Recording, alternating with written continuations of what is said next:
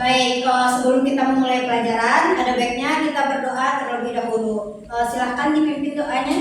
Baik, untuk memulai pelajaran hari ini berdoa dimulai.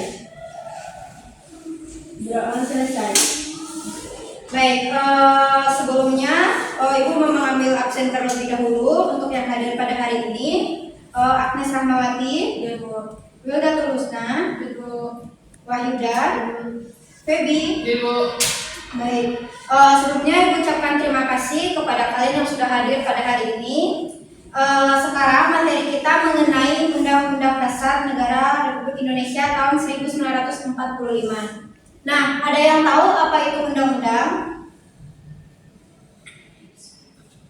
Nah, jika tidak ada yang tahu, undang-undang merupakan sebuah konstitusi atau sumber hukum tertinggi yang berada di negara Republik Indonesia, di mana segala sesuatu bentuk peraturan berada di bawah pedoman undang-undang. Nah, undang-undang sendiri diawali dengan sidang BPPKI. Nah, ada yang tahu apa yang dihasilkan dari sidang BPPKI? Baik, sidang BPPKI pada tanggal 22 Juni menghasilkan sebuah piagam Jakarta. Nah, di mana piagam Jakarta ini merupakan awal rancangan dari undang-undang. Nah, pada saat proklamasi kemerdekaan Indonesia, undang-undang ini disahkan. Nah, undang-undang sekarang, undang-undang dibuat oleh DPR dengan Presiden.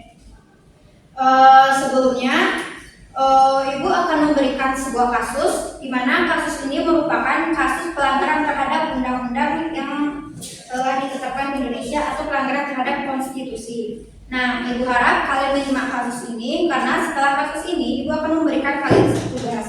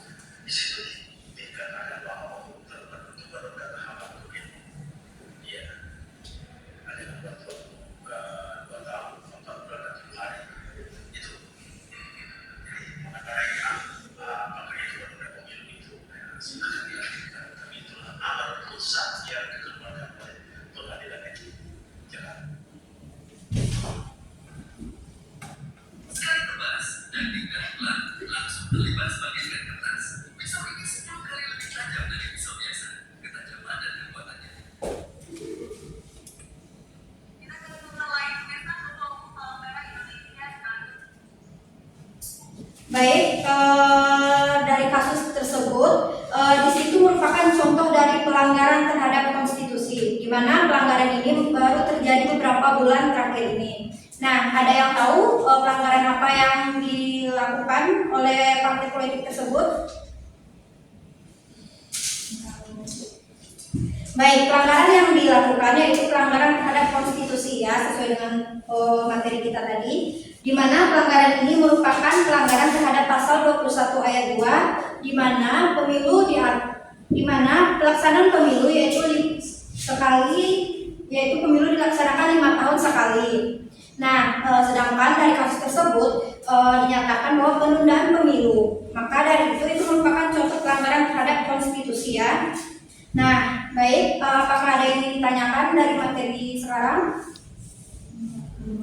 Oh baik, apabila kalian mengerti, sekarang Ibu akan memberikan kalian tugas, di mana tugas ini kalian analisis kasus dan pelanggaran apa yang terjadi terhadap kasus tersebut, serta misalnya pelanggaran terhadap pembunuhan, pelanggaran apa yang terjadi, dan pasal apa yang mengatur pelanggaran tersebut. Nah, kalian boleh mengerjakannya secara kelompok. Apabila tidak ada yang memilih kelompok, boleh individu. Nanti nanti silakan kalian presentasikan di depan dan Ibu akan menanyakan kepada kalian apa yang kalian pahami dari kasus tersebut. Silahkan dibuat tugasnya. Nah, buka lagi nyari tugasnya coy. Baik, mungkin Wahida sudah selesai. Silakan presentasikan ke depan.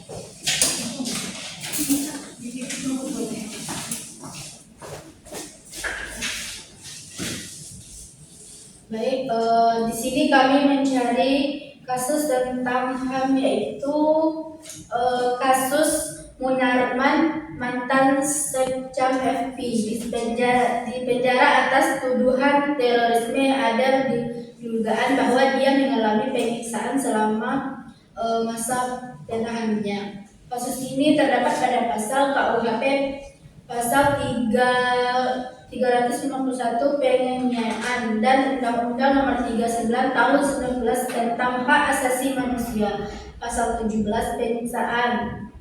Terus konvensi anti penyiksaan dan melakukan dan perlakuan atau penghukuman lainnya yang kejam, tidak manusiawi atau merendahkan martabat.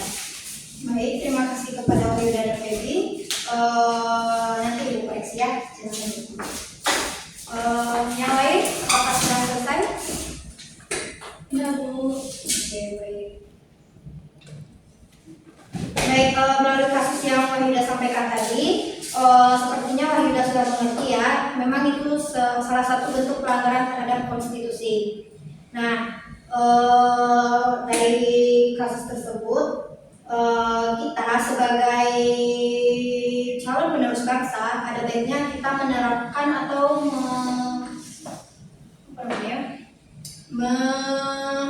menaati aturan-aturan yang sudah ditetapkan. Karena tujuan dari konstitusi tersebut yaitu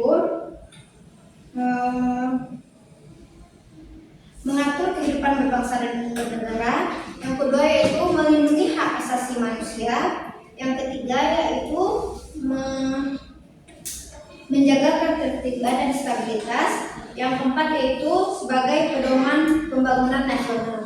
Maka undang-undang ini sangat penting bagi kita sebagai warga negara untuk sekedar memahami atau mengetahui apa saja yang baik dituruti atau dilanggar. Nah, seperti contoh yang Ibu sampaikan tadi, bahkan seperti contoh yang Ibu sampaikan tadi yang pada penundaan pemilu. Nah, banyak kan warga negara Indonesia yang ikut serta dalam kritik partai politik tersebut supaya tidak melakukan penundaan terhadap pemilu. Nah, itu merupakan salah satu contoh kalau bangsa Indonesia itu mengetahui apa arti penting dari undang-undang tersebut. Nah, Ibu harap kepada kalian semua mengerti dan kalianlah yang sebagai pengkritik ke depannya apabila ada partai-partai yang ingin melanggar aturan yang telah ditetapkan.